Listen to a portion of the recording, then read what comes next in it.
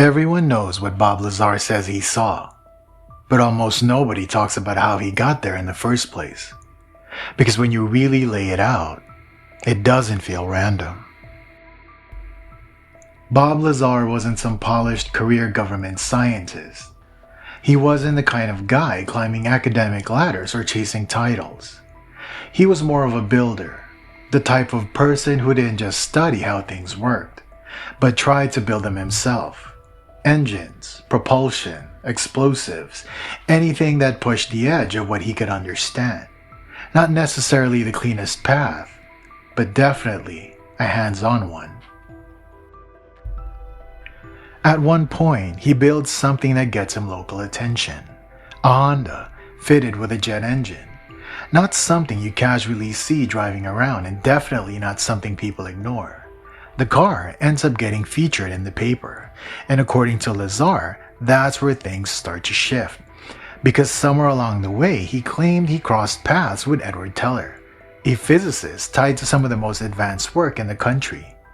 It wasn't some long mentorship, not a formal introduction, just one of those brief encounters where someone sees what you're capable of and remembers you.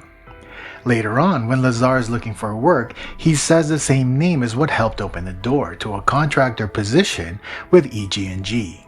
And just like that, he's no longer just building things on his own. He's getting closer to systems and places most people never even get near.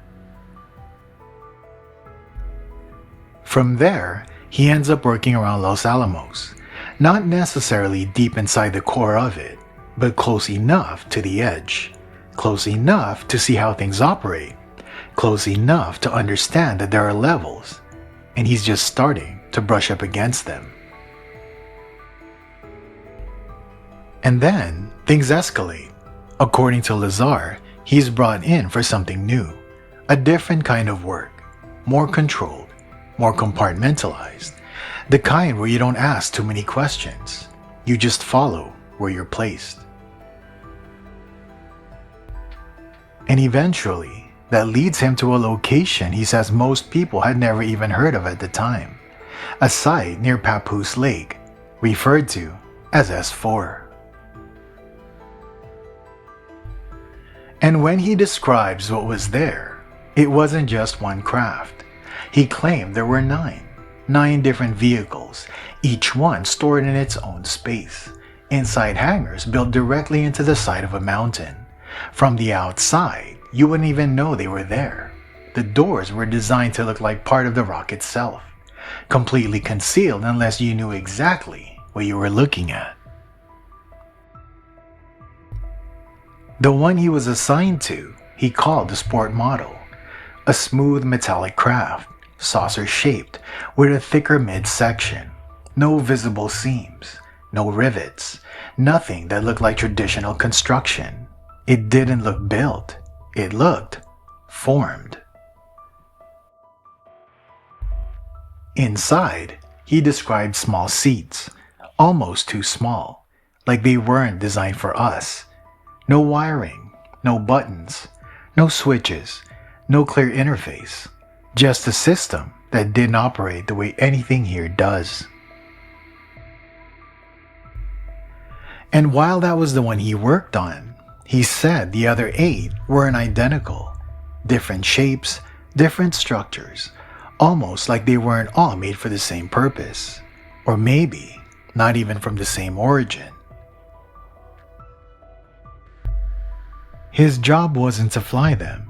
It was to understand how they worked, specifically the propulsion system, something he described as manipulating gravity itself. At that point, it's not even about proving anything anymore. It's about trying to make sense of what you're looking at, trying to apply logic to something that doesn't follow it. And eventually, that experience doesn't stay contained. Lazar starts bringing people out to the desert, letting them see what he says were test flights. And not long after that, his story goes public. From there, everything changes. His name gets attached to one of the most controversial claims out there. his background gets picked apart, his credibility gets debated, and his life doesn't exactly get easier after that. But decades later, he's still here, running a small business out in Oregon, living relatively quiet, not touring constantly, not reinventing his story, not adding new chapters to it, just telling the same account over and over again. And maybe that's the part that sticks with people. Not whether it's true or not, but the fact that his story never really needed to change. No updates, no expansions, no new versions, just the same sequence of events, told the same way, decades later. And at some point, it stops being about what he saw and starts becoming a question of how someone ends up there in the first place. This is Joshua Tree Encounters, where UFOs, cryptids, and eye strangeness collide.